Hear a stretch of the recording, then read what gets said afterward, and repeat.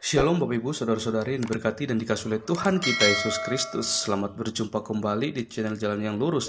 Saya mengucapkan banyak terima kasih kepada saudara semua yang selalu setia untuk menonton video-video di channel ini dan bahkan terus mendukung perkembangan channel ini dengan mengklik tombol subscribe, like, komen, dan share kepada teman-teman yang lain supaya teman-teman yang lain juga tidak ketinggalan dan mendapatkan informasi seputar iman kekristenan. Kiranya Tuhan Yesus memberkati kita semua.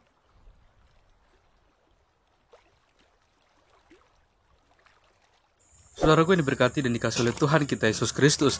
Di kesempatan kali ini kembali lagi kita akan bersama-sama akan melihat suatu diskusi atau debat yang sangat menarik, yang dimana di dalamnya ada teman-teman para apologet Kristen, yang dimana mereka akan berhadapan dengan Uni Riva bersama dengan kawan-kawannya. Kita akan melihat mereka akan mengangkat satu tema yang akan menjadi bahan diskusi atau debat mereka, yang berkaitan dengan siapakah penyembah setan yang sesungguhnya, seperti itu.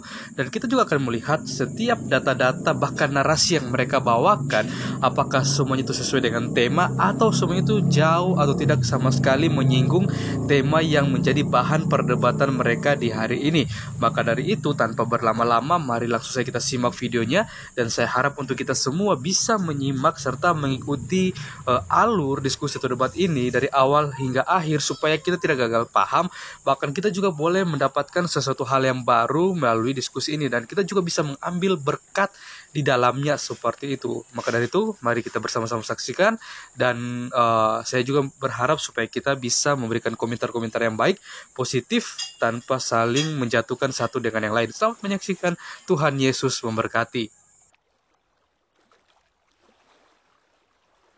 Apa namanya tadi, nabi palsu. Nabi palsu sudah dijelaskan ya tadi Pak Hadir sama Pak Kaifas. Perlu diulangi. Bukan Anda kan tadi menegaskan diri Pak itu. Apakah itu tidak merujuk kepada Paulus mengenai itu? Ya, coba dijelaskan lagi Pak Hadir sama Pak. Iya, udah dijelasin. Kebingungan mereka nih tentang Nabi palsu nih. Saya masih bingung begitu. Aku bilang Muhammad itu bukan nabi palsu, tapi bukan nabi. Nabi itu bukan. Yang ditanyakan bukan Muhammad, pernyataan Yesus itu loh yang menyatakan. Yesus itu orang yang juga ini. rasul. Kok jadi Awi yang debat gimana nih ceritanya nih? Masalahnya Anda kayak tidak mengerti pertanyaannya. Kan Paulus begini. Paulus diangkat sama Yesus. Udahlah. Ini loh Pak. Paulus itu kan diangkat sama Yesus Pak. Paulus itu sendiri diangkat oleh Yesus. Masa itu menubuatkan buat Paulus? Kamu waktunya paus waktu. Biar saya ulangi pertanyaannya. Kayaknya pertanyaan nggak dimengerti. Di paus dulu Pak Munir. Pertanyaan framing Bang Awi gimana sih? Jadi Awi yang nanya gimana? Karena kalian tidak. Ya udah nih Bang Awi sama Uni Riva aja. Coba kalian. Ini pihak Kristen coba. Minum obat Awi. Oh, orang Kristen ini memang begini ya. Coba diam. Yang boleh bicara di sini cuma Pak Dokter dengan saya.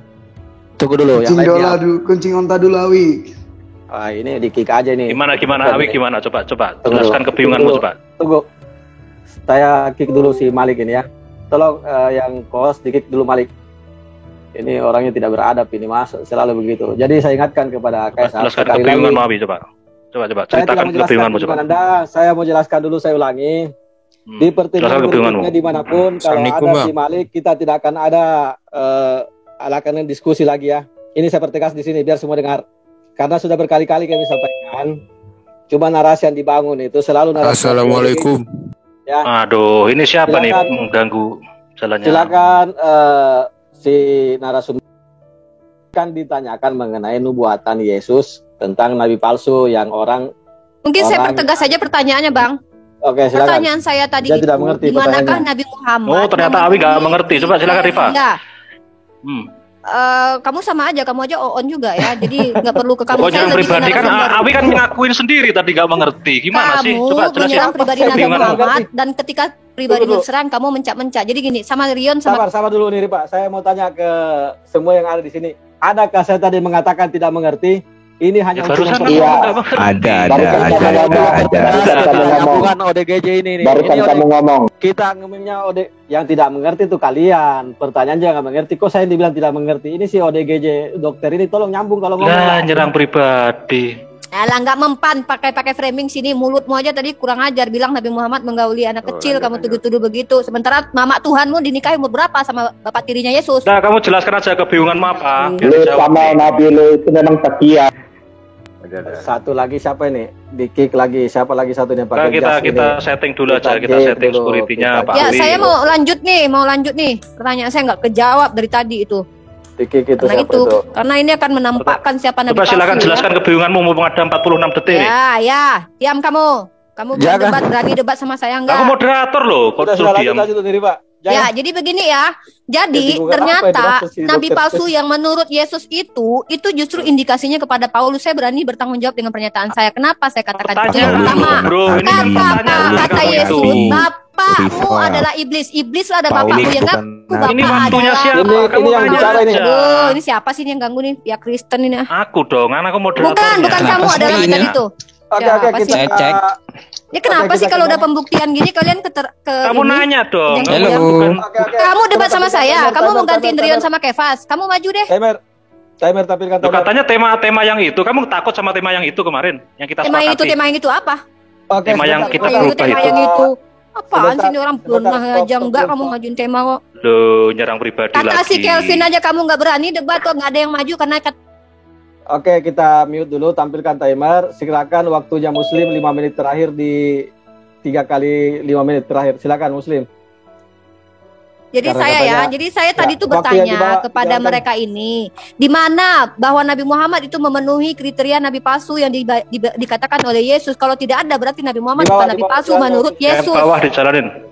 Ya, berarti Nabi Muhammad bukan nabi palsu menurut Yesus, karena kata Yesus, nabi palsu itu telah ada. Ini ada di dalam 1 Yohanes 4:1. Siapa yang sudah ada ketika Yesus itu ada? Paulus sudah ada. Dan iblislah yang menjadi bapakmu. Saya sudah bacakan tadi bahwa bahkan Paulus mengaku bahwa dia adalah bapak, dan di dalam Al-Qur'an jelas ditegaskan bahwa Rasulullah itu bukan bapak di antara kalian. Itu penegasan yang sangat jelas. Nah, kemudian yang anehnya, kalau memang Paulus adalah bagian dari rasulnya Yesus, kenapa di Wahyu 21:14 tidak ada, hanya 12 rasul yang ada di dalam nubuatan tentang hari akhir? Ya, Paulus kemana dia? Ya, baca tuh Wahyu 21:14, ada 12 rasul nanti yang menghakimi katanya Bani Israel. Lah Paulus kenapa gak dianggap?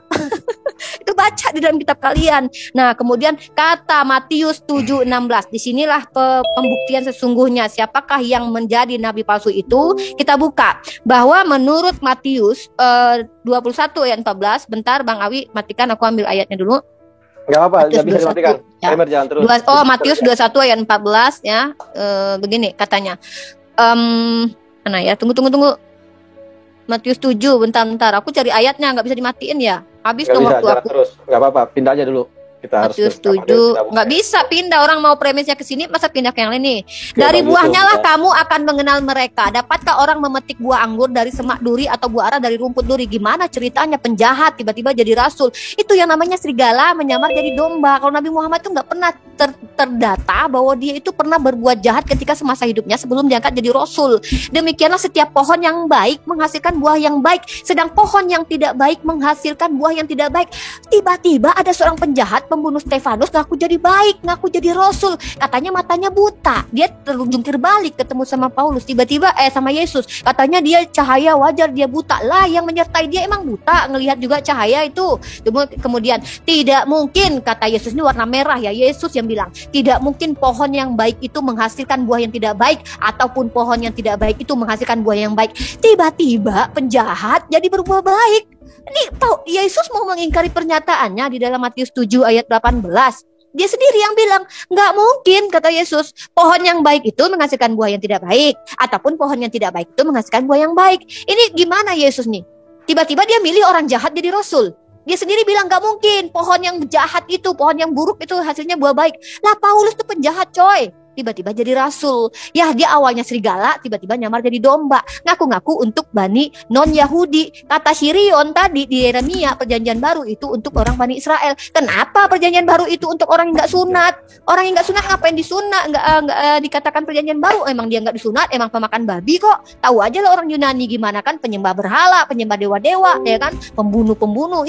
Bahkan Bani Israel itu disiksa dan dianiaya, itu ada di dalam kitab Makabe. Ya, itu orang Yunani itu. Nah, tiba-tiba Paulus jadi rasul buat mereka. Coba bayangin. Nah, siapa yang memenuhi nubuatan rasul palsu menurut menurut Yesus, Nabi Muhammad kah atau Paulus? Ya, kalau saya menunjukkan banyak buktinya mengarah ke Paulus. Monggo Bang Yusuf. Jadi tema dong itu, Bu. Oke. Jangan kejang.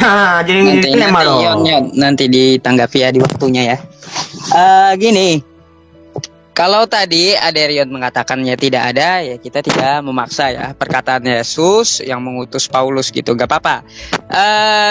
Seorang rasul itu mengajarkan ajaran dari Tuhan, ajaran atau kebenaran dari Tuhan itu tanpa melalui dusta. Sebagaimana Rasulullah SAW mengajarkan kepada kita dilarang untuk berdusta. Tetapi apa yang kita lihat dari Paulus? Coba saya sekarang share screen sedikit. Di sini. Tetapi jika semakin melimpah. Jangan dipotong, jangan dipotong. Enggak usah takut. Tetapi jika kebenaran Allah oleh dustaku. Nah, ini satu-satunya rasul yang mengajarkan kebenaran Allah dengan cara berdusta. Gak ada rasul-rasul lain itu mengajarkan ajaran dari Allah dengan cara berdusta. Nah, ini adalah salah satu ciri-ciri rasul palsu gitu. Nah, jadi seperti itu. Kalau tanggapan saya, nah saya tidak banyak lagi untuk menanggapi karena tadi sudah dinyatakan tidak ada gitu. Bisa dijelaskan kenapa Paulus ini berdusta demi kebenaran Allah, padahal nggak ada Nabi Musa nggak ada tuh mengajarkan untuk berdusta. Yesus pun nggak ada mengajarkan untuk berdusta.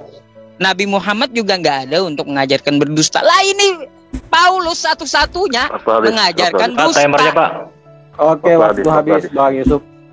Pak Dokter, kalau sebentar orang bicara, sebaiknya tidak usah bicara. Itu pun tadi ketika Kristen saya tidak pernah bicara, saya cuma tulis di chat timer, insya Allah dibaca kok Pak Munir. Oke, thank you.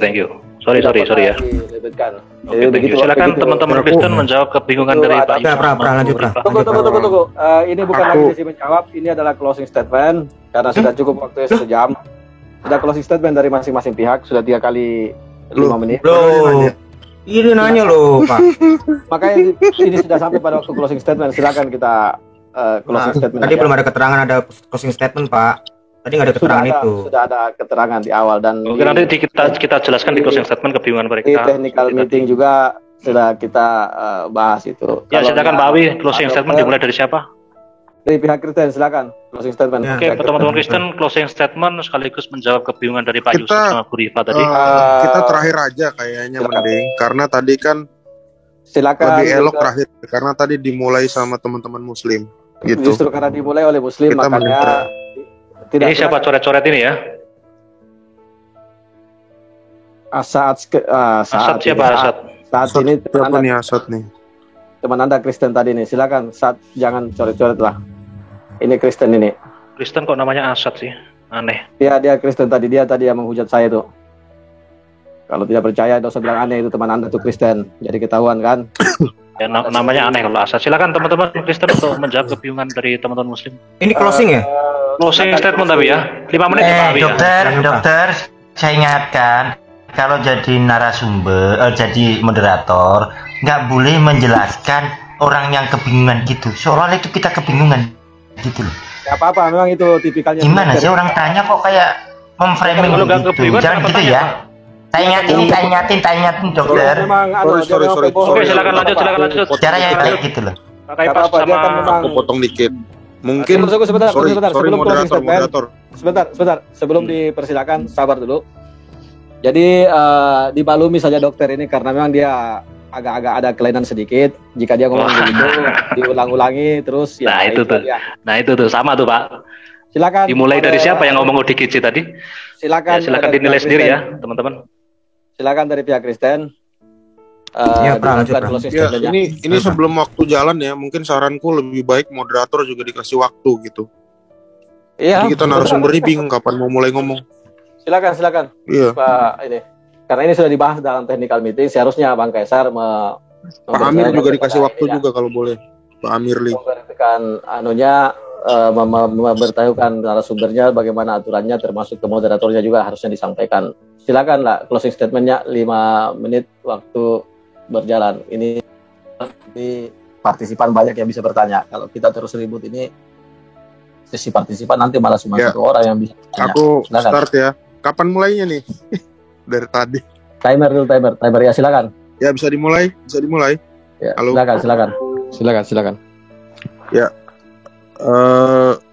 Aku mulai bahwa tadi saya kembali lagi ulangin mengapa tentang sejarah tadi itu kita mesti kepanasan gitu loh. Kalau memang Nabi Muhammad tidak ada dalam sejarah manapun, jangan malah menyerang agama lain. Aturannya memang diakui saja.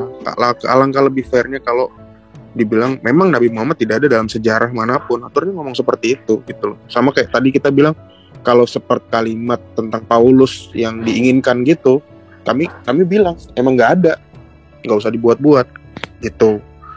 Jadi nggak perlu merembet dengan membuat tuduhan-tuduhan yang lainnya dan jadi ribut.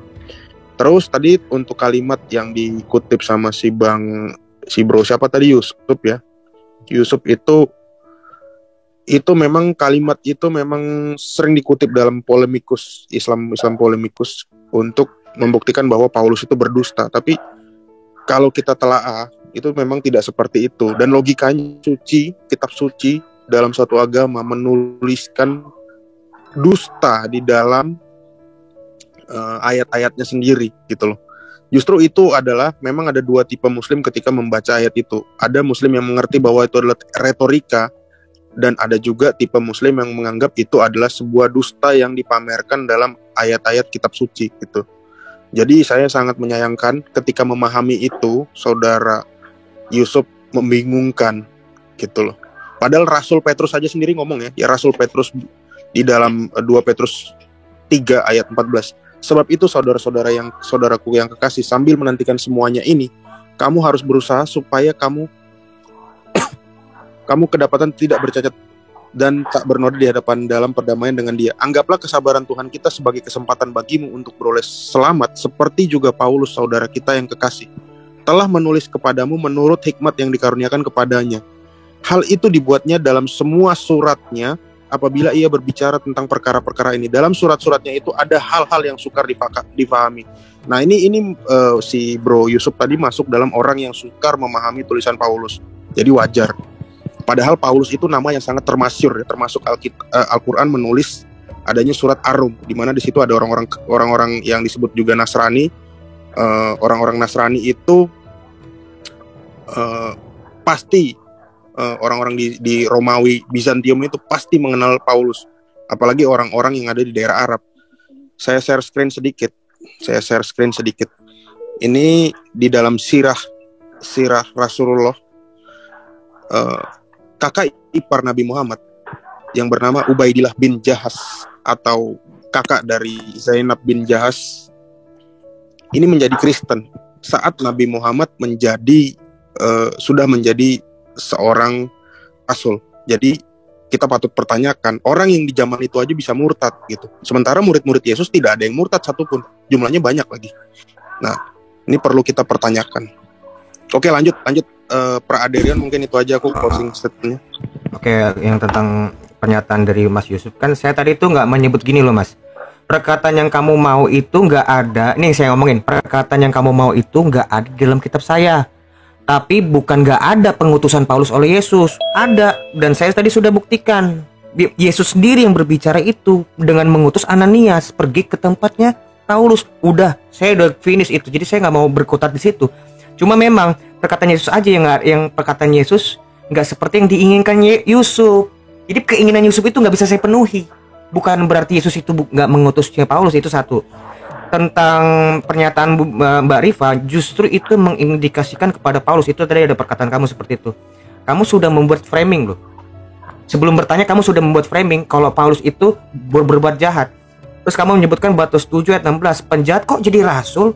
Muhammad itu nggak pernah berbuat jahat sebelum jadi rasul. Nah, justru menurut saya justru aneh kalau udah jadi rasul malah berbuat jahat. Kan perkataan Yesus jelas. Pergilah, sebab orang ini, maksudnya Paulus, adalah alat pilihan bagiku untuk memberitakan namaku ke segala bangsa. Makanya orang jahat ini dipergunakan dipergunakan sedemikian rupa untuk menjadi baik, berubah. Pada waktu Paulus menjadi rasul, berubah. Kamu cari, pada waktu Paulus itu jadi rasul, perbuatan jahat apa yang dilakukan? Gak pernah. Justru sebaliknya, ada seorang nabi, katanya nabi, sebelumnya nggak berbuat jahat, tapi setelah berbuat menjadi rasul dan hijrah ke satu tempat, itu berbuat jahat. Waktu cukup. Berbuat jahat dia. Waktu cukup. Oke. Silakan dari Aku pihak ya. Muslim closing statementnya. Aku. Silakan. Bang Yusuf ya. Lanjut. Oke, ini luar biasa ya. Jadi tadi aku sudah bawa premis dan aku akan membuktikan premis aku itu. Yang pertama sekali bahwa yang mengatakan itu bukan aku Yon, tapi Yesus sendiri. Bagaimana mungkin kalian mau mengambil ada buah manis dari orang yang udah akarnya udah pahit duluan? Itu bukan gue, tapi Yesus sendiri kan. Judulnya di sini aku bertanya kepada kalian, di manakah Nabi Muhammad itu memenuhi nubuatan kriteria nabi palsu yang disampaikan yang diajarkan oleh Yesus? Karena kalian harusnya mengikuti ajaran Yesus. Yesus yang mengajarkan, hei hati-hati ada nabi palsu loh, ciri-cirinya begini dan begini. Nah, terkait tentang Paulus, dia mengatakan tentang dusta tadi di dalam Amsal, saksi dusta itu tidak akan pernah lepas dari hukuman. Ini saksi dusta sangat dikecam ya dalam Amsal 19:5. Paulus berdosa, dia mengatakan itu terang-terangan dan dia mengaku dipilih dari lahir di dalam Galatia 1:15. Bagaimana mungkin Yesus sudah milih dia jadi rasul dari lahir, terus dibiarin membunuh Stefanus dan menganiaya jemaat Yesus. Katanya Yesus pengasih penyayang, gimana sih udahlah memilih dari lahir terus dibiarin lagi tersesat jahat. Aneh Yesus. Nah, kemudian di dalam Ulangan 18:22, seseorang yang berkata yang bukan difirmankan Tuhan, maka dia itulah yang nabi palsu, dia yang akan mati. Paulus tuh banyak berpendapat dari pribadinya sendiri ya. Bahkan ada dalil yang mengatakan dia tentang di dalam 1 Korintus 7:25-26. Sekarang tentang para gadis, untuk mereka aku tidak mendapat perintah dari Tuhan, tetapi aku memberikan pendapatku sebagai seorang yang dapat dipercaya karena rahmat yang diterimanya dari Allah. Dia mengaku sendiri. Dan satu lagi tuh, dia tuh pengakuannya aneh, bolak-balik gitu. Di 1 Korintus 10:15, aku berbicara kepadamu sebagai orang-orang yang bijaksana. Pertimbangkanlah sendiri apa yang kau rasakan, ngaku-ngaku. Di 2 Korintus 11:17 dia bilang apa? Apa yang aku katakan, aku mengatakan bukan sebagai orang yang berkata menurut firman Tuhan, melainkan sebagai seorang bodoh yang berkeyakinan bahwa ia telah boleh bermegah. Ini lucu nih bolak-balik pernyataannya. Dan di situ saya menanyakan kriteria nabi palsu menurut Yesus ya, karena Yesus yang menubuatkan akan ada nabi palsu ya. Dan by the way, masalah tentang kejahatan Paulus apa? Aduh Yon kan dia udah mati duluan dibunuh Raja Nero ketika dia mau mengajarkan tentang orang Yahudi kan, dia membawa ajaran ini kepada orang non Yahudi. Terus si Timotius tadi disunatnya, itu pelin-pelannya dia. Kata dia tuh sunat nggak penting, kalau gitu ngapain dia sunat Timotius? Itu namanya pelin-pelan dalam ajaran. Dan dia mati dipenggal sama Raja Nero. Dan apa dia diterima sama orang Yahudi karena mengajarkan hukum Taurat kepada orang non Yahudi? Emang Petrus itu bukannya mereka berselisih tuh, bahkan dengan Barnabas sendiri dia berselisih paham loh. Bahkan di dalam kitab kalian, barang siapa yang bertengkar berselisih dengan saudaranya, maka sebaiknya 1 hari, jangan sampai 1 hari dia tidak berbaikan. Lah emang kapan Barnabas dengan Paulus kembali berbaikan? Macam mana ini bisa dikatakan rasul? Dan tunjukkan dalil bahwa Nabi Muhammad itu jahat dalam perspektif universal. Tunjukkan, melainkan fitnah dari kalian bahwa Nabi Muhammad itu jahat ya. Tidak ada dalilnya setelah Nabi Muhammad itu dia jahat, justru dia orang yang berakhlak mulia. Buktikan saja dengan perkataanmu, jangan membawa premis yang tidak bisa kamu buktikan, seperti aku membuktikan siapa Paulus ya. Nah, dan ternyata Paulus ini tidak diakui di dalam kitab Wahyu sebagai rasul, karena yang tetap menjadi penghakim Bani Israel itu adalah 12 rasul. Wahyu 22:17-18. Roh dan pengantin perempuan itu berkata, marilah, dan barang siapa yang mendengarnya hendaklah ia berkata, marilah, dan barang siapa yang haus hendaklah ia datang. Di bawahnya, aku bersaksi kepada setiap orang yang mendengar perkataan-perkataan nubuat dari kitab ini, jika seorang menambahkan sesuatu perkataan ini, maka ia telah menambahkan malapetaka. Ini tentang bukan ini ayatnya, sorry aku salah baca nih. Tentang ayat di dalam kitab Wahyu 12 bahwa yang disebut sebagai rasul hanya 12 rasul. Si Paulus kemana? Kenapa dia tidak ada di nubuatan di dalam Wahyu 21 ayat 14? Itu monggo Bang Yusuf, nanti nggak dapat waktu. Banyak ini pembuktian sebenarnya Paulus ini rasul palsu. Lanjut. Oke. Ya, sedikit aja. Tadi dikatakan ada yang memahami itu secara retorika katanya. Kenapa dikatakan kitab suci? Katakan aja ya, kitab Anda itu kitab retorika gitu. Ngapain dibilang kitab suci kan? Di situ jelas-jelas kok ditulis Paulus berdusta atas kebenaran Allah. Nggak ada rasul yang mengaku rasul mengajarkan dengan cara dusta gitu. Nah untuk Kaipas tadi di surah Ar-Rum katanya Paulus itu dikenal mimpi Anda di siang bolong, itu harapan Anda Pak Kaipas. Terus masalah di Al-Quran kata Paulus nggak ada satupun ya, saya ingatkan lagi. Jangankan kata Paulus, kata Kristen pun nggak ada di Al-Quran, yang ada cuma Nasrani gitu. Nah terus literasi yang Anda tunjukkan, kami mempelajari sirah nabawiyah tentang Nabi Muhammad, sejarah Nabi Muhammad itu ada sanad-sanadnya. Nah, kami perlu ngecek sanadnya. Orang ini bersumber memang hidup di zaman Nabi Muhammad enggak? Lah penulis Anda mana? Hidup enggak di zaman Rasulullah dia? Itu tahun berapa? Abad 20 gitu.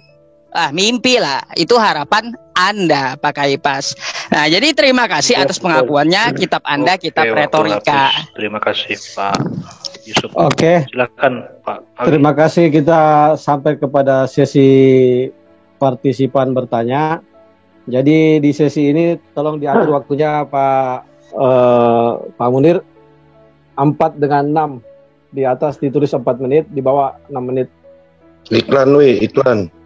Oke, sambil Pak timer mengatur waktu, silakan Bang Kaisar iklannya dulu. Ya Pak Dokter aja. Ya oke. Untuk kebenaran iman Kristen malam ini kita siarkan di FIC Official atau Family in Christ Official Channel, Martir Channel, Kanuru, Teolog Kontekstual, Erpen Channel, Skotor Indonesia, Friends Talking Channel, Domba Kecil Channel, Citos Apologet, dan beberapa channel yang nanti akan re-upload ya, Pak Awi. Silakan dilanjutkan. Oke, begitupun di Menarasiar Muslim ya, beberapa channel menyiarkan secara live di YouTube, yaitu Penegak Islam Channel, Laskar Jihad Islam, Media Dakwah Muslim Channel, Kata Pengantar Channel, Basin Live, Ustadz Akal Sehat Channel, Uco Tebas, Riva Mau TV, dan Triun Slayer Comment Center. Oke, kembali ke timer. Pak Munir, di atas dibikin waktunya 4 menit, penanya 4 menit. Ya, penanya. Yang ya ditulis penanya, oke. Yang di bawah dibikin 6 menit yang menjawab. Oke, sudah itu. Oke, yang di bawah 6 menit.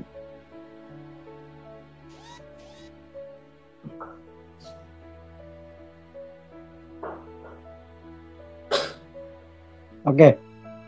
Begini Pak Munir ya, silakan tampilkan videonya.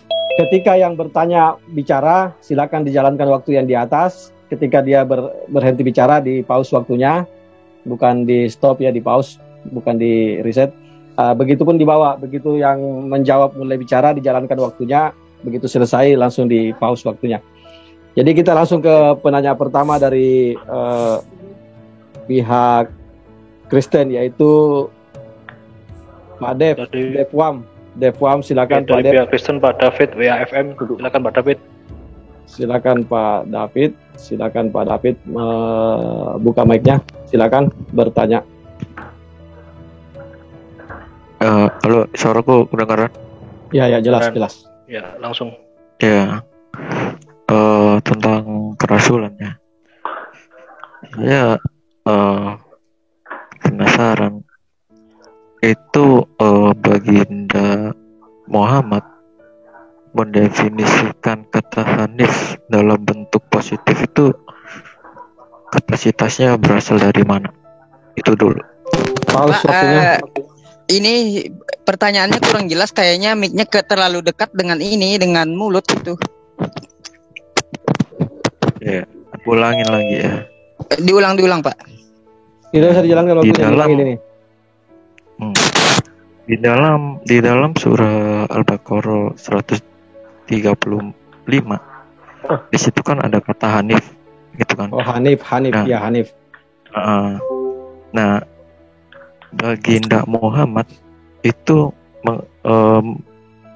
mendefinisikan dalam bentuk positif itu kapasitasnya dari mana? Berasal dari mana? Itu dulu. Oke, di pause waktunya. Di dalam surah Al-Baqarah ayat berapa tadi? Tidak usah jalankan. 135. Al-Baqarah ayat 135. 135. Oke, sebentar kita jawab. Ada kata Hanif dan dikatakan kapasitas Muhammad untuk mendefinisikan Hanif sebagai positif ya, begitu ya Pak Adep ya. Jangan bilang Muhammad. Nabi Enggak, apa tadi? Muhammad Ya, harusnya definisikan apa positif apa tadi? dalam bentuk positif itu. Oh, dalam bentuk positif apa kapasitas kapasitasnya Nabi berasal Muhammad? dari mana? Oke. Silakan narasumber Muslim Bang Yusuf dibuka dalilnya di share screen, silakan dulu biar kita sebentar. Al-Baqarah 135. Saya baru buka ini. Waqalu kunu hudan aw nasara tahtadu. Qul bal millata Ibrahim hanifa wa ma kana minal musyrikin. Di sini ditanyakan tentang kata Hanif atau gimana? Iya, kata Hanif. Iya, kata Hanif.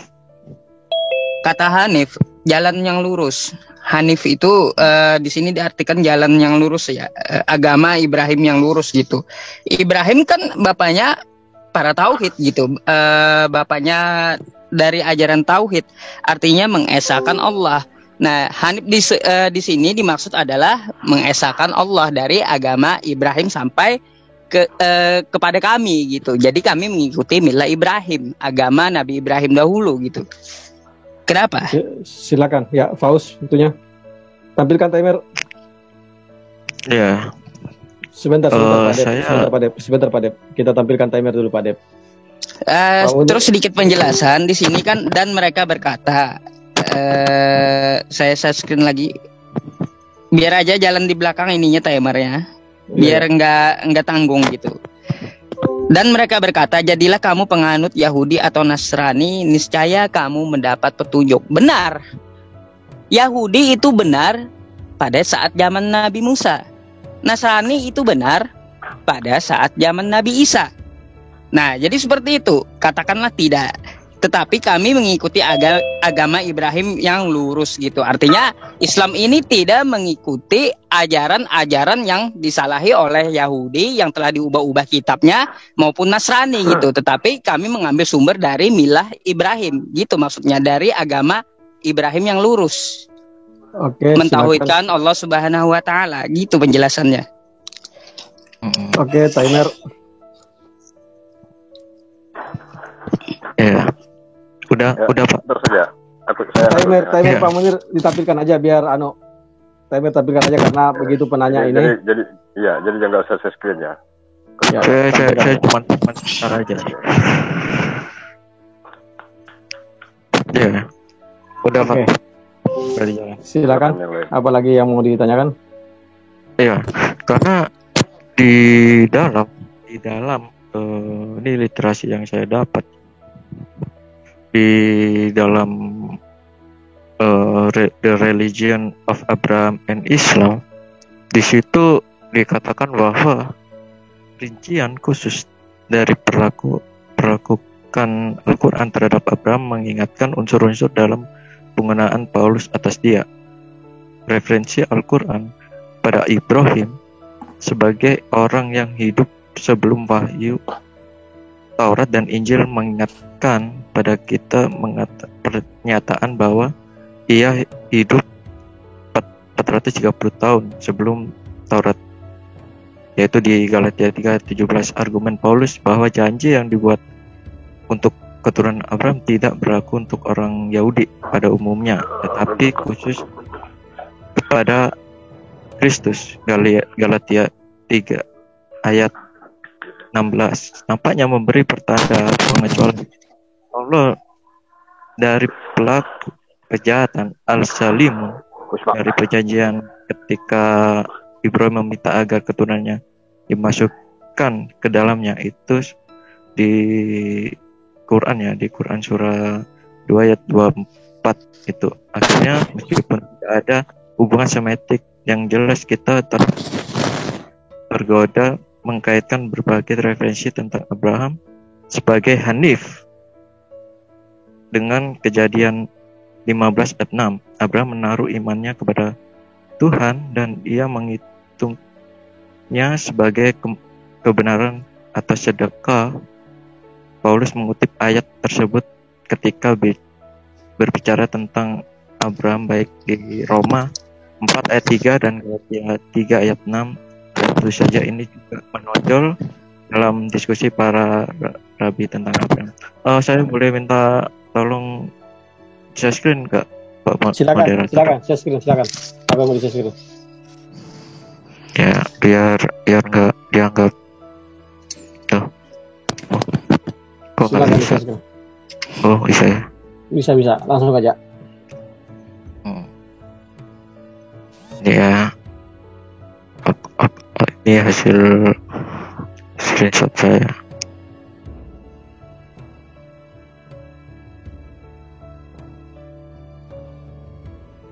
Kelihatan Pak? Ini ya yang saya tandain.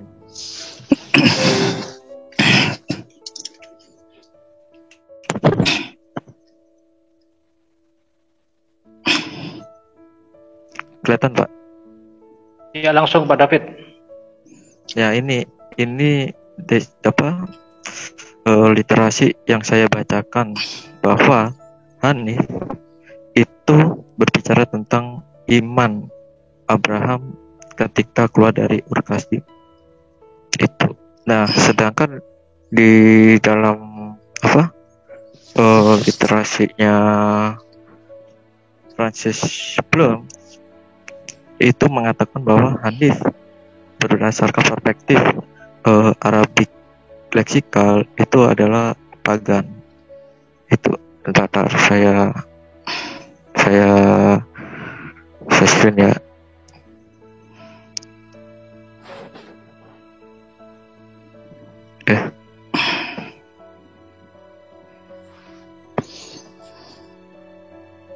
Kelihatan Pak?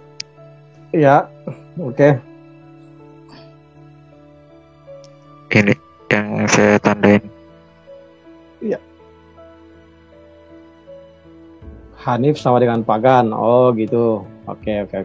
Ini menurut literasi sementara dari saya itu aja Pak. Makasih.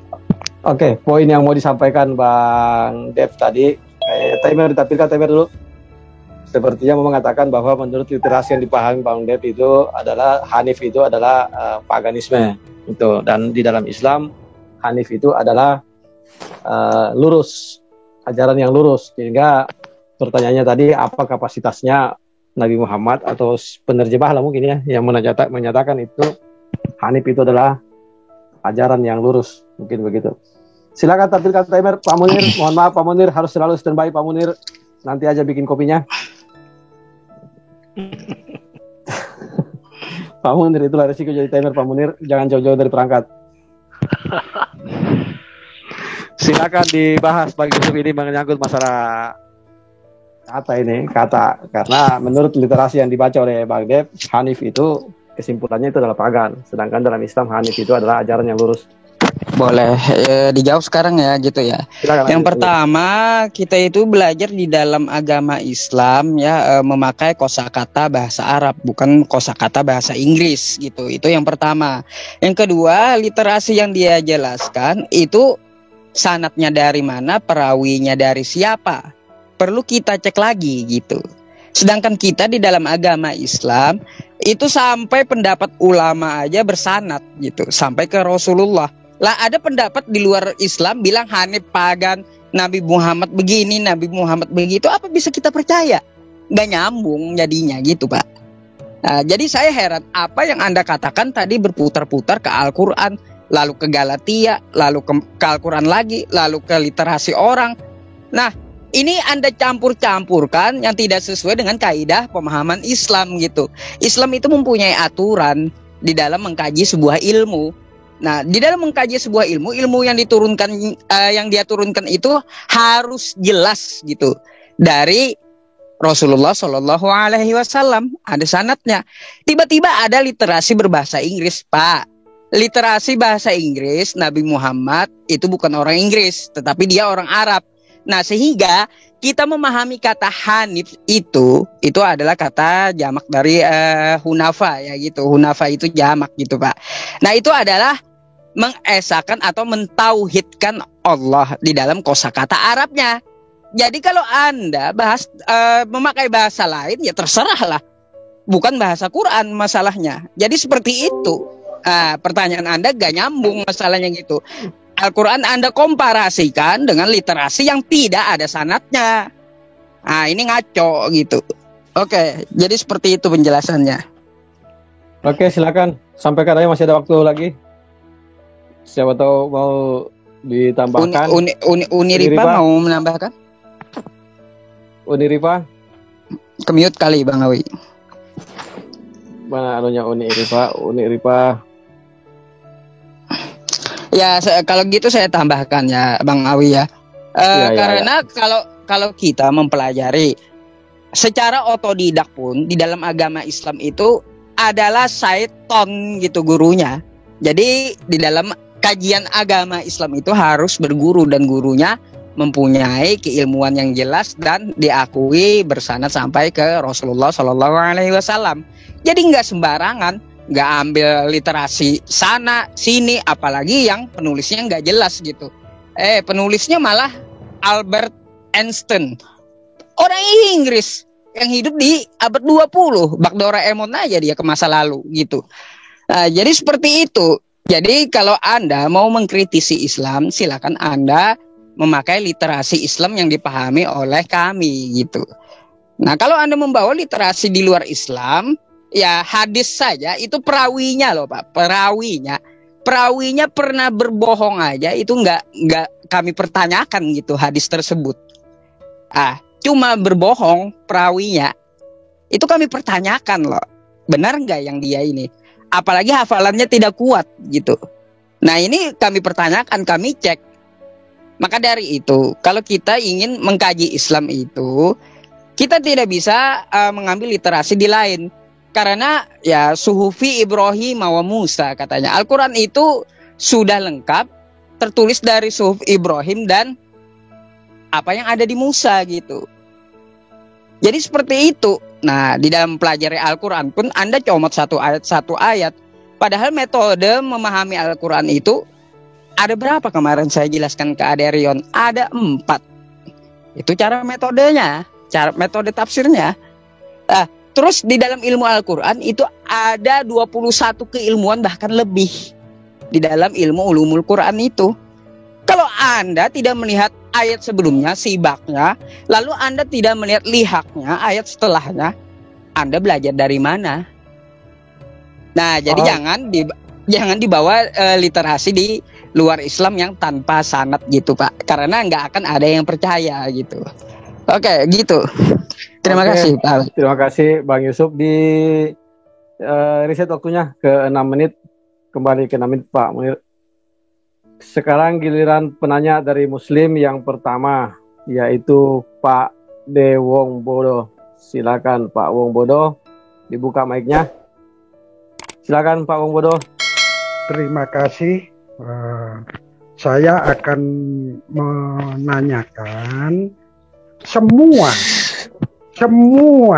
Rasul yang ada di kitab perjanjian baru itu dengan syarat untuk diurapi, karena pengurapan itu penting karena memenuhi syarat oleh Yesus sebagai Allahnya. Di manakah semua Rasul yang ada di perjanjian baru termasuk Paulus diurapi? Monggo silakan. Terima kasih. Di pause waktunya. Pause waktunya yang di atas Pak Munir. Ya, silakan. Bagian menjawab. Ini pertanyaannya mesti diperbaiki dulu. Kalau kami jawab berarti kami yang bodoh. Karena gini Pak, semua Rasul yang ada di silakan. Semua Rasul yang ada di perjanjian baru harus diurapi. Karena pengurapan itu penting. Di mana diurapinya? Nah, sekarang saya mau tahu, di mana syarat tentang pengurapan di perjanjian baru para rasul? Karena yang rasul itu dibaptis, Pak. Bukan diurapi. Nah, ini kalau saya jawab nih saya bingung. Coba Bapak perbaiki dulu premisnya, Pak. Artinya memang tidak ada pengurapan ya? Nggak ada pengurapan. Karena ini pertanyaan salah. Oke, begitu. Para rasul dibaptis. Iya, betul. Oke, di pause waktunya. Ya, oke, silakan Pak Wong Bodo. Kalau nggak ada yang diurapi, saya mau tanya, bernasab apakah semua murid-murid Yesus yang dikatakan Rasul itu. Karena sangat penting. Karena kalau menurut agama Islam, suatu kitab suci itu ada standarisasinya. Berdasarkan nasab anaknya siapa, dikubur di mana, tolong jelaskan. Oke, silakan di pause waktunya. Nasab itu maksudnya urutan ya? Maksudnya garis keturunan, garis keturunan. Oh, garis keturunan, oke. Pra, mau kau jawab apa, Pra? Pra, kerja Pra? Garis keturunan, ya.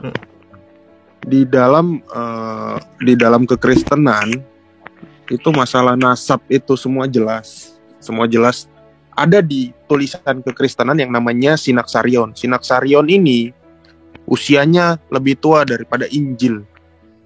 Sinaksarion ini usianya lebih tua daripada Injil yang Bapak baca. Nah, pertanyaan Bapak kembali lagi saya koreksi mungkin kurang tepat.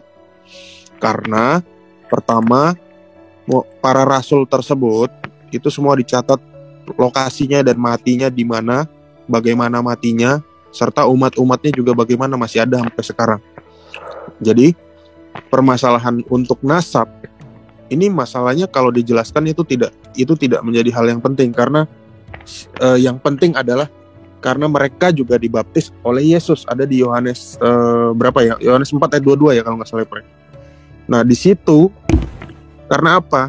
Mereka ditunjuk menjadi soko guru atau guru dunia karena apa? Yesus sudah naik ke surga gitu. Yaitu sang Allah itu sendiri. Mungkin si Pradik mau nambahin? Iya, udah cukup itu udah cukup Mbak, udah cukup lengkap. Kita kembalikan dulu pause waktunya, Pak. Kita kembalikan dulu. Oke, Pak Dokter. Tolong di pause waktunya, di pause. Yang kalau seperti udah Pak Munir, ya.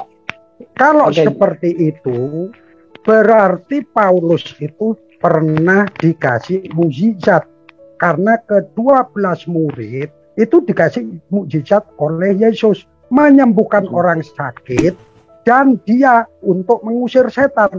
Karena apa? Pada waktu Paulus itu mendapat wahyu dari Allah, dia buta 3 kali, kok nggak bisa dia itu menyembuhkan dirinya sendiri? Apakah dia nabi palsu? Monggo silakan. Damsik. Silakan. Paulus, Pak, kalau tentang mukjizat, Paulus itu banyak dicatat mukjizatnya, bahkan tanpa bersentuhan. Dengan sapu tangannya pun orang jadi sembuh. Itu ada di kitab Kisah Para Rasul.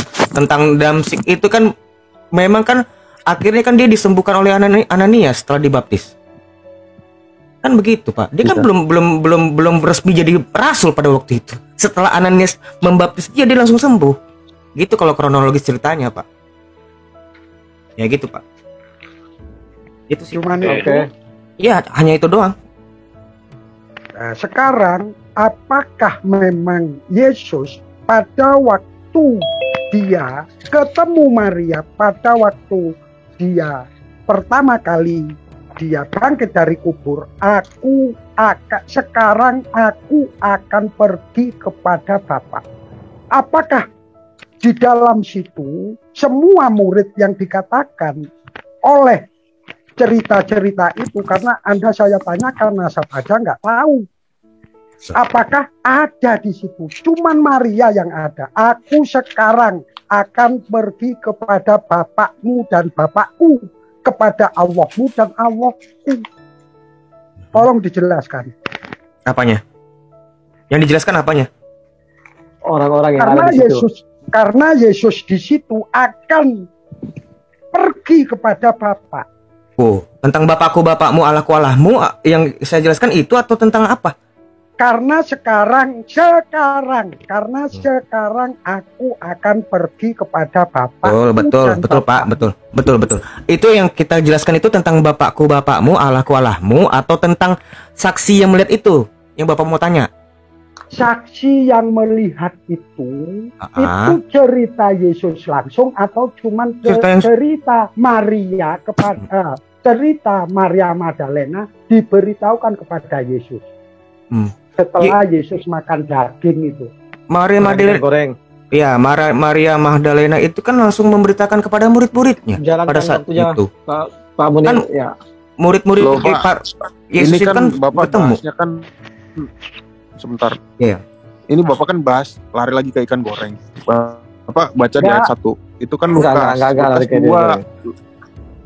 Saya Sebentar, ini Lukas menanyakan 2. saksi di situ karena dia berbicara kepada Maria. Cuman itu setelah itu Yesus sekarang akan pergi ke Bapa. Siapa murid-murid? Pak Munir di pause waktunya Pak Munir di pause dulu aja. Pak Munir di pause. Udah selesai belum Pak? Pak siapa ini tadi namanya? Penunggang. Pak Munir ya silakan dijawab. Artinya begini, saya sederhanakan. Sebentar saya sederhanakan karena begini mungkin belum ngerti. Begini biar tidak diulang-ulang. Karena kan tadi berawal dari nasab. Ini kan berkaitan ini pertanyaannya ini. Nah sekarang karena tidak mengerti masalah nasab makanya dipertanyakan. Itu yang berbicara ke Maria Magdalena, Yesus yang menyaksikan siapa, terus Magdalena pertama bercerita kepada siapa. Ini masalah nasab ini. Makanya silakan. Iya makanya gini. Ya waktu silakan jalan. Makanya gini. Masalah nasab itu di kekristenan tidak perlu dipertanyakan karena semua yang menulis surat-surat itu adalah saksi hidup. Semua hidup di zaman Yesus. Berbeda dengan titik. Betul. Kembali lagi masalah Lukas 24 makan ikan goreng dan raba tadi. Ini Bapak berarti tidak membaca. Ya ini saya anjurkan untuk membaca Lukas 1 ayat 1. Ini Lukas ngomong seperti ini. Banyak orang telah berusaha menyusun suatu berita tentang peristiwa-peristiwa yang telah terjadi di antara kita. Seperti yang disampaikan kepada kita oleh mereka yang dari semula adalah saksi mata dan pelayan firman. Karena itu, setelah aku menyelidiki segala peristiwa itu dengan seksama dari asal mulanya, aku mengambil keputusan untuk membukukannya dengan teratur bagimu. Supaya engkau dapat mengetahui bahwa segala sesuatu yang diajarkan kepadamu sungguh benar. Nah, dari kalimat ini, Bapak mestinya mengerti bahwa ini diselidiki dan peristiwa ini diambil keputusan untuk membukukannya. Lukas juga adalah seorang dokter atau tabib. Jadi dia sangat berhati-hati. Nah, bagaimana dia bisa menulis ini? Bahkan dia ada di situ. Bahkan dia berinteraksi dengan orang-orang yang hidup di zaman Yesus gitu. Jadi tidak perlu lagi ditanyakan dari mana. Dia ada di situ. Bahkan di dalam Kisah Para Rasul, ini aku tambahin ya. Kisah Para Rasul sendiri itu ditulis oleh Lukas. Ditulis oleh Lukas juga. Di situ dia menulis kami hadir di situ. Nah, artinya dia juga menjadi saksi mata yang ada di situ, yang ada pada saat kejadian tersebut, gitu Pak, kurang lebihnya. Oke, sangat jelas. Dengar di pause. Ya, sekarang saya tadi kan ngomong pertama kali kitab suci itu harus mempunyai standar. Kitab suci itu terjaga dari firman Allah. Kalau hasil penyelidikan, apakah dikatakan kitab suci? Gini kita jadi bahas Pak Praja, nggak usah dibahas, nggak usah dibahas, nggak usah dijawab. Bukan rasul sih. Jadi kalau kita bahas di pause Pak Munir. Iya. Jadi silakan ditanggapi dulu. Nggak usah dijawab. Kami nggak mau dijawab. Karena ini nggak berhubungan. Melebar Pak. Saya tahu itu. Kita menghargai judul. Pak Munir, begitu pihak ini di mana pihak yang bicara, dijalankan aja waktunya. Oke, itu jawabannya. Tidak mau dijawab. Pak ganti ini Pak supaya nggak melebar Pak Wong. Jangan mengatur penanya. Kalau tidak mau dijawab ya karena Pak dokter ini. Pak dokter ini takut betul loh. Kalau kamu kok framing sih? Enggak. Karena memang nggak sesuai tema. Jangan diatur yang bertanya. Kalau tidak mau dijawab nggak apa-apa. Kan tidak masalah tuh. Kalau jawabannya kayak jawab di tema lain gampang itu, jawab di tema lain. Silakan Pak Wong. Saya tidak akan lari-lari kemana-mana. Yang lari-lari Bapak iya. Itu Anda. Tapi Bapak lari-lari. Iya, tapi Bapak lari-lari. Tunggu. Yang merujuk. Bapak lari-lari. Begitu dulu, masalah lari-lari atau tidak. Yang pertama membuka narasi itu kan Anda. Wajar kalau ditanggapi. Kalau ternyata tidak mau ditanggapi ya nggak apa-apa. Silakan Pak Deh. Oke, ya gitu Bang Awi. Ya, kami merespon untuk tidak menanggapi karena kami menghargai judul yang diberikan. Saya meluruskan aja. Nggak perlu Pak, nggak perlu dilurusin, orang kita nggak mau apa-apa. Nggak masalah. Kita nggak mesti statement. Kita nggak perlu statement. Ngapain dilurusin? Ngomong juga enggak. Oke, pause dulu aja. Tidak akan meluruskan. Nggak perlu. Tidak perlu. Saya tidak mau.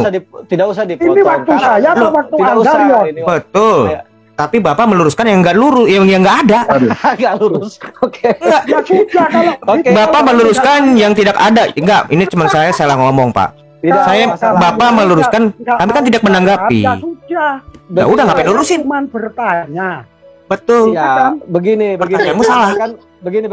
Saya pause dulu. Pak Ade Wong kan belum ngomong apa yang mau diluruskan. Kenapa? Udah dong. Loh, Dia belum udah ngomong dong. apa yang mau diluruskan. Adakah dia ngomong saya meluruskan ini? Begini loh Pak, lo kan bilang nggak ngomong, saya nggak mau nanggapin. Lo mau yang dia lurusin apa? Iya. Coba, nggak, saya mau tanya, dia mau lurusin apa? Wong saya nggak menanggapi? Oke, luruskan, Pak Dewa. Bukan luruskan, dia mau lurusin apa? Coba tanya dulu. Oke, silakan Pak Wong, pertanyaannya apa? Apa yang mau ditanyakan? Mau dijawab enggak? Islam bertanya nih ceritanya. Nggak usah. Sesi Islam bertanya, silakan bertanya apa? Ya gini, Dokter, ini gilirannya penanya bicara. Mereka pengennya terserah dia mau Tanya penanya apa. bicara, Pak, silakan. Mau framing kan? Aku tahu mau framing. Bukan Mereka- framing. Kenapa takut? Enggak, bukan Pak Bodo, Pak Bodo. Pak Bodo ini, Wong dia nggak dijawab kok. Sebentar, Silakan kita dengar bertanya dulu apa? Pak Bodo. Nggak usah Silakan. takut. Pak Dokter, Pertanyaannya tidak apa? saya ikut bicara Pak Anda. Ali nggak usah ketakutan ya. Silakan Pak Wong, bertanya apa? Yang ketakutan apa? Begini, dengar dulu semua. Jangan ada yang bicara. Tadi ketika pihak Kristen yang bertanya, adakah saya mengarahkan mereka untuk ngomong apa? Dia seenaknya ngomong. Ya karena pertanyaannya pinter-pinter. Lah ini pertanyaannya salah kok. Bilang aja nggak bisa jawab. Loh, pertanyaan kami pinter-pinter. Kami smart. Tanya pun cerdas. Kembalikan ke Pak Wong. data sih tadi. Halo. Silakan, dengar Pak Wong Bodo. Jangan takut dengar Ya, pernyataan Pak silakan Wong Pak Bodo. Wong. Jangan usah takut lah. Ya, silakan Pak De. Luruskan kalau yang perlu diluruskan. Silakan. Saya tidak akan memframing. Saya tadi cuma tanya. Karena dia pakai ayat Lukas, saya pun merujuk ke Lukas. Ya, benar. Nah, sekarang sebab itu aku berkata kepadamu bahwa kerajaan Allah akan diambil daripadamu dan Waktunya akan kenapa diberikan dipaus-paus? kepada suatu bangsa yang akan menghasilkan buah kerajaan. Ini untuk kamu, Rion. Kalau kamu nggak tahu ayatnya ini, Yesus sendiri mengatakan kerajaan itu akan diambil dan diberikan kepada orang lain, yaitu bangsa yang menghasilkan kerajaan. Percayalah kepadaku, hai perempuan, saatnya akan tiba bahwa kamu Oke, waktu udah habis, silakan Begini, ayo bukan gini loh. Udah. Kembali ke Pak De, habis waktunya Pak De. Enggak apa-apa. Ya, terima kasih ya. Iya. Oke, terima kasih Pak De. Mantap. Iya. Oke, Saya tanggapin. Nggak perlu direspon karena ini kita lagi membahas tentang Rasul, bukan kerajaan. Kan ini jadi nggak perlu dia tanggapin karena kalau saya tanggapin ini nggak nyambung.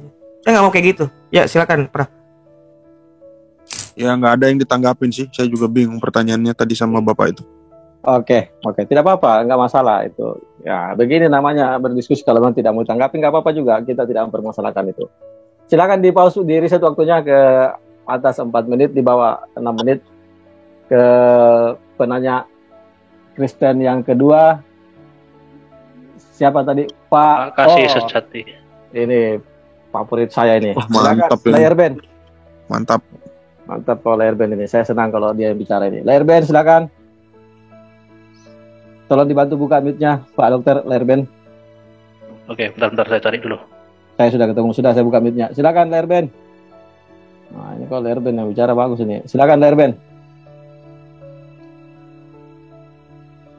Mau ditanya, udah yang lain aja. Saya sudah tahu itu pasti layar band tidak mau bertanya dia. Yang lain berarti Pak Domba Kecil ya. Kita nanti yang ketiga saya mungkin penggantinya. Pak Domba Kecil silakan. Kok patah semangat gitu ya, Bang Herben? Herben tidak sadar, Bang.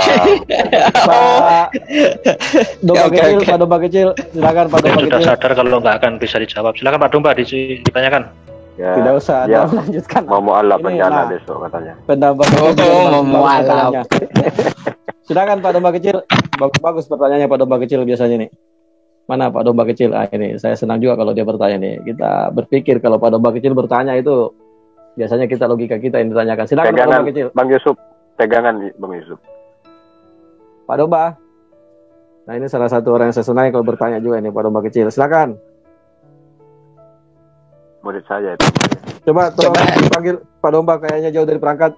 Coba yang gede dombanya ada nggak? Biar pertanyaannya yang susah gitu.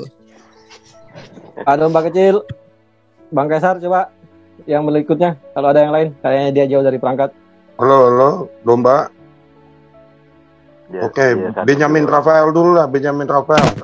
Kalau enggak ini Bang Kaisar aja suruh nanya itu. Silakan Bang Benjamin Rafael. Sudah dibuka mute-nya. Soalnya dia resen ya, silakan Bang Benjamin. Mudah-mudahan ya silakan lanjut. Ya, suara saya kedengaran jelas kan? Jelas langsung Pak Benjamin. Oke, ya tadi di awal itu saudari Uni Rifa tadi mengatakan atau memberikan sebuah definisi mengenai rasul ataupun definisi mengenai nabi.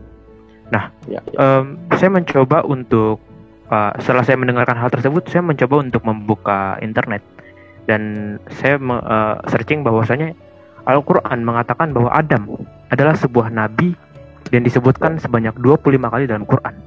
Nah, setelah itu saya membandingkan dengan naskah yang lebih tua lagi, entah itu naskah mungkin Septuaginta dan juga tadi di manuskrip apa tuh tadi saya lupa, kodeks pokoknya kodeks yang sebelum Masehi lah, itu kodeks yang sebelum Masehi gitu kan, entah itu Septuaginta yang 125 sebelum Masehian ataupun naskah-naskah yang sebelumnya itu.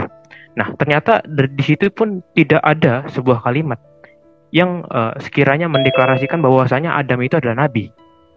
Nah, terus tadi saudari Rifa mengatakan bahwasanya seorang nabi itu diwahyukan ya, tapi tidak wajib memberikan menyalurkan wahyu itu kepada para umatnya ya.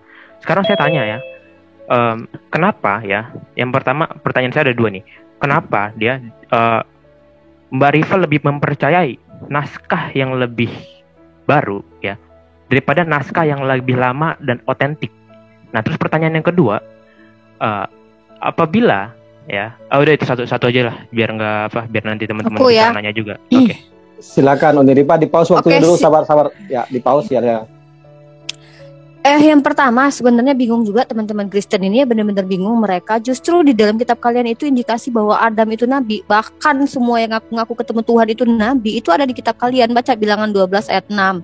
Lalu berfirmanlah ia, dengarlah firmanku ini, jika di antaramu ada seorang nabi, maka aku Tuhan menyatakan diriku kepadanya dalam penglihatan, aku bicara dengan dia dalam mimpi. Solomon itu pernah bertemu dengan Tuhan dalam mimpi. Seharusnya dia nabi loh menurut definisi yang ada di Bilangan 12 ayat 6 ini. Kecuali kalian mau membantah dan mempelintir ayat ini, monggo. Nah, kenapa saya lebih percaya dengan literasi Al-Quran yang katanya baru muncul setelah 6 abad setelah Yesus? Ya iyalah, kan sudah dibilang di kitab kamu juga di kitab saya bahwa orang-orang Yahudi itu suka membengkokkan yang lurus, suka berbuat tegar tengkuk, berbuat onar, memutuskan hukum dengan suap. Itu baca di kitab Mika yang saya baca tadi, keras kepala, angku, tegar tengkuk, ya kan? Bahkan Musa sendiri yang bilang, selagi aku hidup aja kalian masih ini berperilaku menyimpang, apalagi aku mati. Lah, terus tiba-tiba mereka harus percaya semua narasi dari mereka. Ya saya harus percaya Al-Quran lah, yang mana Al-Quran sendiri menyatakan dirinya kalau memang ini buatan manusia tentulah bisa ditiru. Nggak bisa Al-Quran ditiru seperti Bible, banyak apokrifanya gitu loh. Makasih, jawabannya itu aja.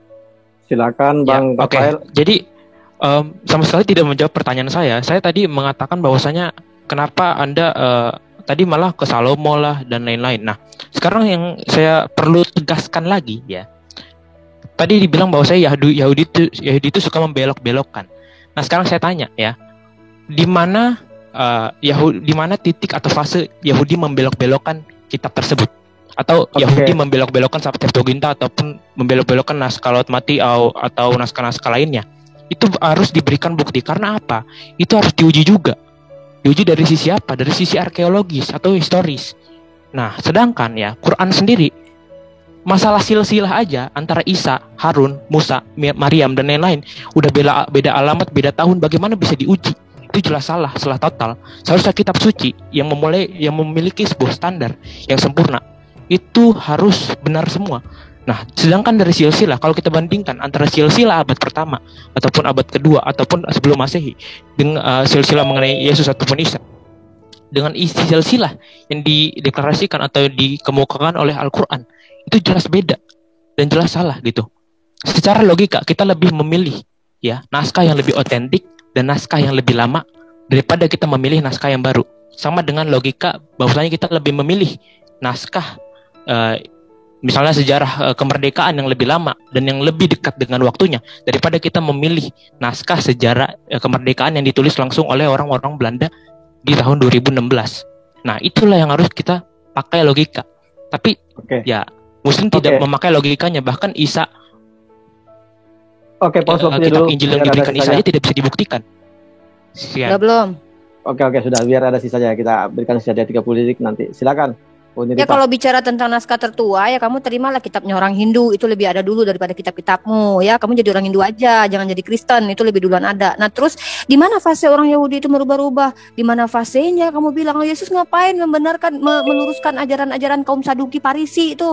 Ya itu di kitab kamu sendiri, tipe-tipe mereka dijelaskan. Lagi mana mau percaya? Sekarang saya tanya nih, Septuaginta katanya diterjemahkan sama beberapa orang Yahudi, sebutin namanya salah satu aja biar jelas tuh. Apa benar ditulis sama orang Yahudi? Sebutin namanya satu tuh, penterjemah kitab yang katanya dari bahasa Ibrani ke Septuaginta bahasa Yunani itu. Siapa orangnya? Sebutin. Biar aku bisa menyelidiki orang itu dipercaya apa enggak tuh orang tuh. Ayo sebutin, dah, kasih. Iya. Yeah. Saya bertanya ditanya balik. Ya, Septuaginta tahun 125 sebelum Masehi, orang Kristen baru ada abad 1 kok.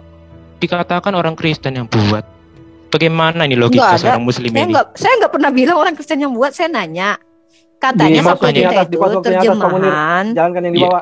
Septuaginta itu Ibrani ke bahasa Yunani, gitu loh. Nah, ya, sebutin namanya yang terjemahin. Saya bilang gitu. Yang terjemahin itu orang Yahudi lah, Bra. Mana namanya? Siapa? Ya rabi-rabi sana lah, rabi-rabi Yahudi. Mana? Tunjukin namanya satu aja. Lah saya tidak tahu penerjemahnya siapa. Ya udah, orang yang nggak tahu siapa nulis kamu percaya gitu aja. Oh, enggak gua.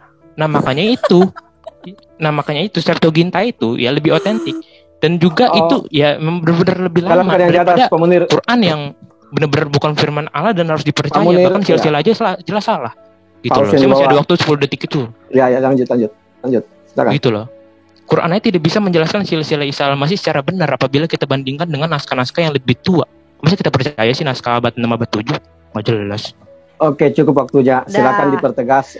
Lu nanya silsilah. Emang punya silsilah Paulus sampai ke Benjamin? Emang punya silsilah Yohanes? Yohanes mana Yohanes ini? Punya silsilah Lukas?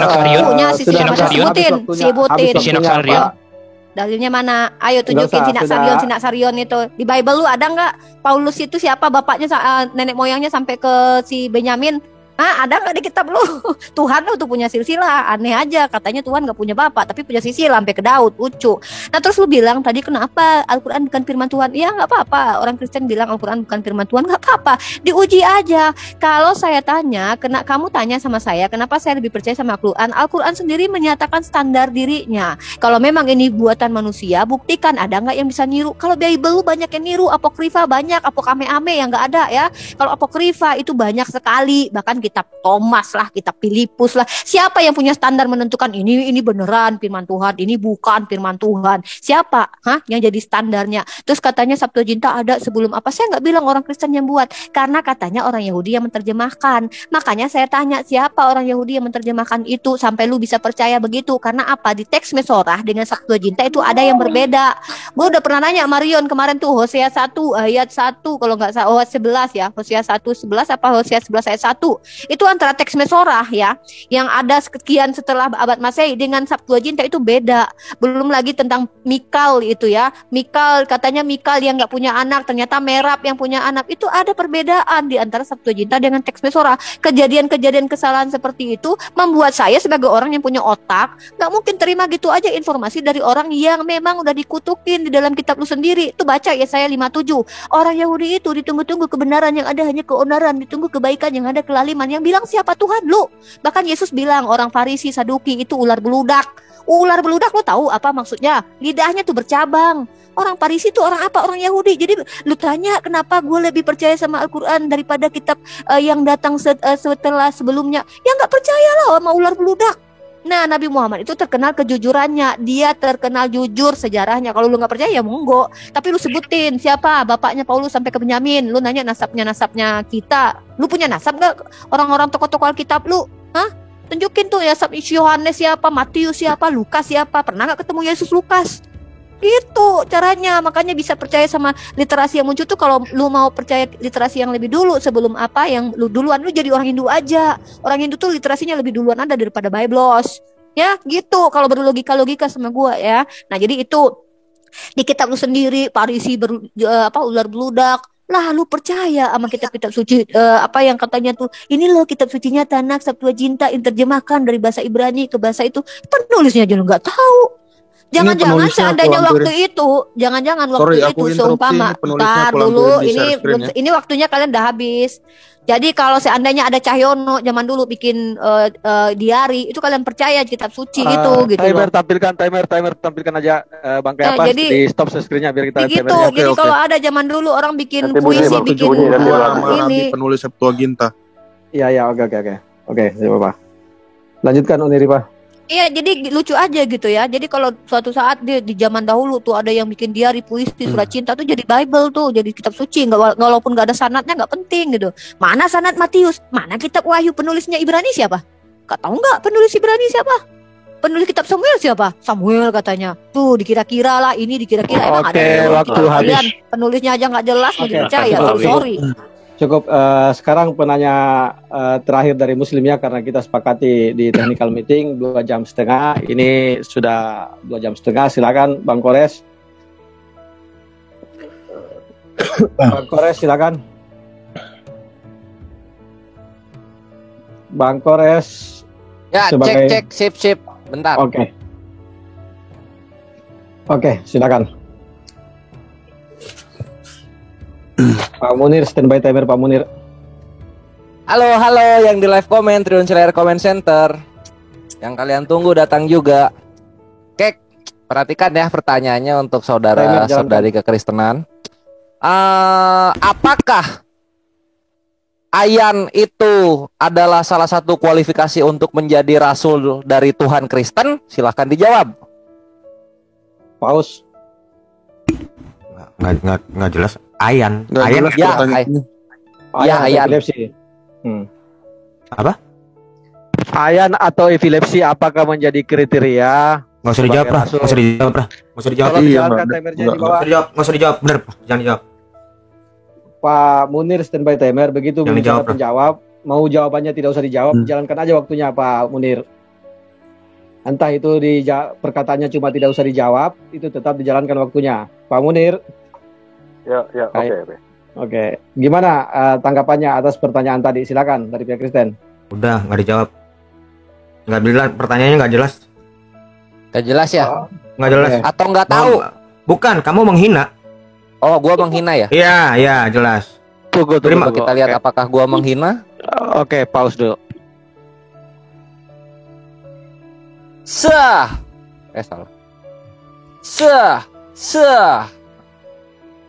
Ini epilepsi Newfoundland and Labrador ya. Newfoundland and Labrador itu adalah salah satu wilayah di Kanada, dan di sini dikatakan in Old Ireland atau di Irlandia Tua, itu salah satu daerah di Irlandia.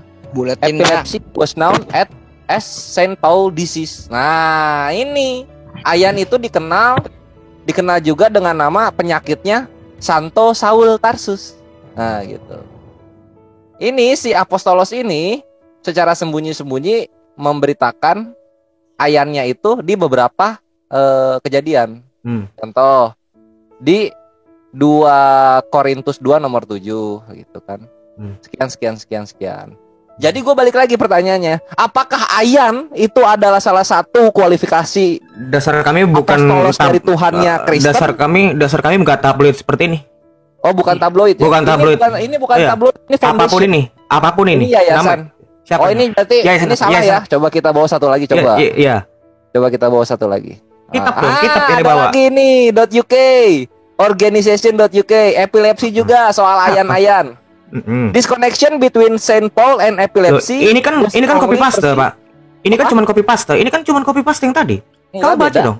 Iya, ini kalau di sini ada 40 santo-santo juga yang ayan. Pakai kitab aja, Pak. Ayan semua nih. Enggak semua orang bisa. Ini waktu gua. Waktu gua. Okay, nah ini ya. Ini hubungan Santo Paulus dan Ayan sangat kuat dirasakan di Irlandia Utara. Contohnya epilepsi kadang diketahui sebagai lagi-lagi penyakitnya Santo Paulus. Ayan kalau di Indonesia. Nah, di sini juga dikasih tahu 40 orang-orang kudus untuk ayan. Nah, jadi ada ada Santo Valentin. Ini dikenal dengan ayan ya. Terus ada Antoni juga ayan juga ternyata. Terus ada Santo Apollinaris ayan juga ini. Ini semuanya kok ayan-ayan begini. Nah, makanya gue balik lagi tanya, apakah kualifikasi dari apostolosnya Tuhan Kristen itu adalah ayan? Silahkan dijawab. Nggak akan saya jawab. Karena memang itu nggak ada itu berarti datanya. Gue bawa lagi. Iya. Tampilkan lagi. Iya, terserah. Nah, ini adalah ayan museum ayan. Santo Paulus. Lahir di tahun 15 sampai 15 AD, et Domini di Tarsus. Nah, di sini dibawa lagi. Di Irlandia Utara, epilepsi diketahui sebagai penyakit Santo Paulus. Gua tanya lagi. Dari 3 data yang gua bawa menyatakan bahwa si Santo Paulus ini punya penyakit ayan. Apakah ayan itu bagian dari kualifikasi untuk menjadi apostolosnya Tuhan Kristen? Silahkan dijawab. Gimana, Pra? Mau jawab gak? Pra, kamu jawab gak? Ini enggak, pertama pertanyaannya tidak jelaskan penyakitnya dari mana, ya. Kecuali kayak aku tadi kan, aku tampilkan data di mana bahwa ada tulisan dalam Theophanes Confessor bahwa ada seorang yang bernama Muhammad, bukan Muhammad ya, Muhammad. Dia mengakui bahwa dia adalah nabi orang Yahudi, tapi tertangkap basah makan daging unta. Dan dia memiliki penyakit epilepsi. Nah, kalau itu kan jelas ya, clear ceritanya. Kalau ini Bro Calvin Jasira menjelaskan bahwa dia membawa dalil Paulus tuh sakit epilepsi, tapi tidak ditunjukkan datanya apa. Kalau statement seperti itu kita nggak ngerti menjawabnya seperti apa. Berarti kurang ya. Oke, gue tambah lagi. Gue yang keempat. Ini adalah jurnal medis. Ini dari Occasional Historical Review. Ini dari Lasbro. Kita jadi ngomong rasul atau epilepsi sih? Rumah sakit kekristenan Changhua, Taiwan. Nah, dari sini ya. Nah, ini jurnalnya neurologi, penyakit saraf. Gak usah dijawab, Pra. Gak usah dijawab juga. Lo katanya minta data. Ini gua kasih jurnal medis. Bukan, ini kelihatan dengan kerasulannya, Pak. Apa? Ini kan kita kan bahas tentang kerasulan. Lah iya, ini gua tanya, ayan itu bagian dari apostol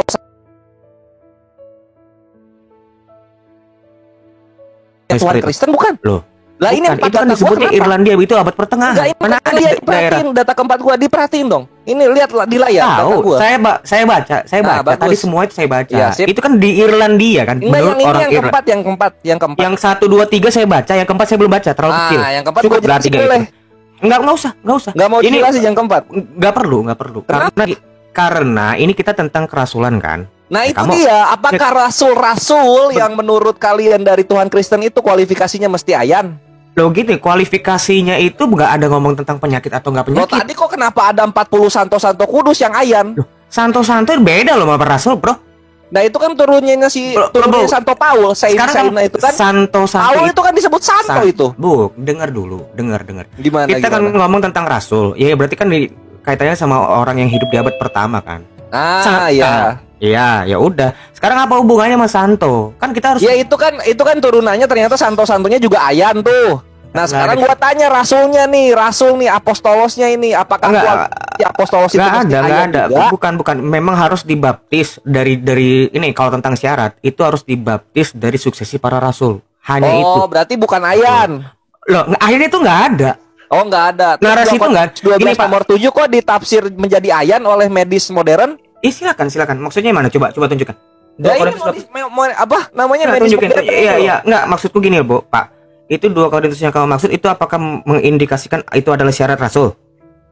Nah, itu dia gua tanya, makanya lu jawab. Tadi lu nggak mau jawab soalnya. Iya, bukan. Oh, bukan ya? Kan dijawab bukan kelar gitu. Loh, bukan dong, pertanyaan kamu seakan-akan ada syarat rasul itu tertulis di kitab kami yaitu seakan-akan itu bapernya lu aja. Gue cuma nanya apakah kok. Nggak bisa. Lo kok nggak bisa gue nanya apakah? Gini, indikasinya itu kamu tuh di sini tuh bukan lagi mencari kebenaran, tapi mau menghina. Oh, menghina. Betul. Kenapa betul? Iya betul, karena kan memang nggak ada syarat tentang kalau misalnya gue berupa pertanyaan tertutup, maka gue menghina. Ini kan gue bertanya. Iya, apalagi terbuka, lebih parah lagi. Lo kok terbuka lebih parah? Iya, tertutup aja kamu parah. Apalagi terbuka gini kamu lebih. Kalau misalnya bukan ya udah, kan udah ada di sini. Aku nggak mau. Salah satu santo terbaik dari kekristenan itu punya Ayan. Rasul dengan santo berbeda. Yang dimaksud ya Rasul. Udah, Santo Paulus ini kan atau Rasul Paulus silahkan. Pokoknya Paul ini adalah si Paulus yang kita tahu. Kami sudah menjawab. Jawabannya bukan. Ya, saya tadi sudah menjawab ya. Jadi nggak usah berulang kali seakan-akan kami belum menjawab. Iya, lu beres menjawab tapi lu menyerang pertanyaan gua seakan-akan defensif gitu. Bener, kalau orang bertanya itu harus tahu dasar pertanyaan itu apa, based on apa. Dasar pertanyaan gua adalah 4 data yang gua bawa. Bukan kitab kan? Datanya nggak ada. Bukan datanya kitab. Oh, ini data ini apa ini? Kitab bukan gini, data. Bro, gini, kenapa bro, sih Lau? Lihat data gua terlalu putih. Silakan. Gini, Bro. Atau gimana? Tunggu kita. Ya udah, kalau bukan ya nggak apa-apa. Gua nggak menyimpulkan loh. Based on-nya dong, karena dulu. Gini, nah, gua nggak menyimpulkan. Tiba-tiba bawa udah apa-apa. Sip, bawa data tulisan yang tidak berhubungan. Ini tiba-tiba Lukas 9 ayat 37 Apasia, terus itu conclusion kisah para rasul. Oh, ini akhirnya dibaca juga dari gua. Ini penyakit saraf ini terekam di dalam biblos. Contohnya ada itu bagian dari otak ya, kejang-kejang otak. Ini nggak nyambung, Pra. Yang dijawab nomor 37 sampai 42 kayak gitu. Yang dijawab kebiasaan muslim polemikus begini. Apa ini lo dibaca kok? Kenapa nggak mau baca? Didimin aja. Oke. Kita didimin aja, neurologi kok. Nggak apa-apa, kita nonton aja. Iya, neurologi kan saraf ini. Iya. Itu dia. Fokus. Dua-duanya waktu habis. Fokus. Dua-duanya waktu habis cukup. Iya. Perbaiki. Kalau kamu nanya itu perbaiki. Pakai otak. Udah gua nanya enggak, lu aja yang ketakutan buat jawab. Enggak mungkin. Saya enggak mungkin takut. Oh, tadi kenapa? Oh, jangan dijawab. Lu memang sudah. Biar kamu dididik. Biar musim polemik dari awal bukan gitu loh. Kan polemik itu dididik untuk bertanya dengan yang benar. Itu loh. Saya ini mendidik kamu loh. Kamu terima kasih loh. Mendidik nanya itu yang benar. Takut menjawab. Enggak mungkin. Bukan cuma kamu, Pak Bodo aja tadi saya nasihati loh. Oke, tidak usah ada bahasa mendidik karena yang harus dididik itu yang tidak bisa menjawab. Oke, sampai juga kita kepada akhir acara ya, karena 2 jam setengah. Silakan saya berikan penutup kepada Brother Kaisar dulu untuk penutup acaranya. Kalau seperti biasa saya nanti akan menutup dengan ayat suci Al-Quran. Silakan Brother Kaisar ditutup acaranya. Oke. Silakan dari Brother Kaisar aja, silakan penutup acara aja. Ya, makasih ya. Dokter mau sebentar ya, silakan dokter. Iya. Ini tadi saya mau klarifikasi Pak Abi, berarti ini tadi penanya Kristen 2, penanya Islam 3 gitu ya? Dua, masing-masing 2. Enggak ada 3. Oh, masih 2 ya? Oke, sorry. Sama-sama 2. Oke, saya tutup ya, teman-teman FIC juga teman-teman yang lain. Kita nanti akan ketemu lagi di diskusi-diskusi berikutnya, karena kita sangat senang sekali ya untuk mendukung teman-teman Islam dalam berdakwah. Dan kita menyampaikan kebenaran, ini memang yang kita sepakati dari awal, memang kita ini sama-sama ya, kita di sisi lain teman-teman Islam menyampaikan dakwahnya, dan kita menyampaikan kebenaran Tuhan. Dan saya mau menyampaikan ayat ini ya Pak Awi ya. Silakan. Ini ada di Matius 24, ayat 24 sampai 26. Beginilah firman Tuhan. Sebab Mesias palsu dan nabi-nabi palsu akan muncul, dan mereka akan mengadakan tanda-tanda yang dahsyat dan mukjizat-mukjizat, sehingga sekiranya mungkin mereka menyesatkan orang-orang pilihan juga. Camkanlah, aku sudah mengatakannya terlebih dahulu kepadamu. Jadi apabila orang berkata kepadamu, lihat, ia ada di padang gurun, janganlah kamu pergi ke situ. Atau lihat, dia ada di dalam bilik, janganlah kamu percaya. Itu teman-teman juga teman-teman Muslim juga teman-teman Kristen. Itu dari saya, silakan Pak Kaisar mungkin ada yang mau menambahkan. Terima kasih. Aku closing acara. Terima kasih pada pihak Muslim yang menyediakan Zoom ini untuk berdiskusi. Kami ingatkan untuk besok di Zoom kami diskusi akan dilaksanakan juga jam 21 besok. Link akan saya berikan kepada Pak Awi nanti jam 8:30 malam ya, 8:30 ya Awi ya. Terima kasih ya, semoga diskusi ini dapat berjalan lancar sampai kemudian hari. Gitu aja, Wi. Oke, terima kasih Bang Kaisar. Saya memohon kepada saudara saya Bang Yusuf penutupnya untuk membacakan ayat suci Al-Quran. Nanti penutupan dari ini, silakan Bang Yusuf. Bang Yusuf PI.